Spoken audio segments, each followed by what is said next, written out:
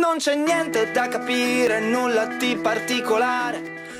Jack De Vecchi, giocatore della Dinamo Banco di Sardegna, ormai sassarese d'adozione.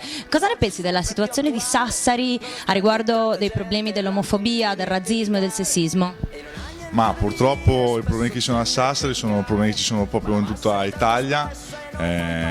Insomma, siamo ancora un po' con mentalità un po' vecchia, siamo abbastanza chiusi e ottusi e noi lotteremo da quanto possiamo fare noi nel campo per abbattere tutte queste barriere e perché il razzismo non esiste, l'omofobia non esiste e quindi ci metteremo d'impegno e con tutto il cuore per combattere per questa giusta causa. Non a caso la manifestazione si chiama I diritti del cuore e chiaramente a te da sassarese d'adozione ti aspettiamo l'8 di giugno nella grande manifestazione che si terrà a Sassari.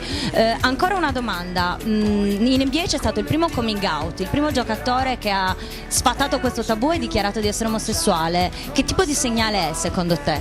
Ma un segnale fortissimo che è stato appoggiato anche dal Presidente Obama e da insomma tutta le persone politiche del mondo, è stato un segnale forte, però non dovrebbe essere la normalità, però purtroppo bisogna passare e partire anche da quello. E quanto passerà prima che questo possa succedere sui campi italiani secondo te?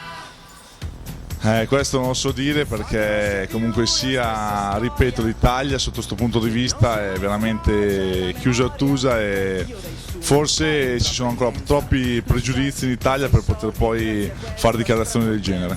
Ci fai un appello per partecipare in massa non solo a questa manifestazione ma anche proprio a quella che si terrà l'8 di giugno? Ma io invito tutti i tifosi della Dinamo e non solo della Dinamo, tutti insomma le persone che sono in Sardegna a partecipare a questa manifestazione che sarà un segnale importante e ci vedremo lì, vi aspettiamo tutti. Grazie Jack. Grazie a voi. Il cambiamento spetta alle persone, prima individualmente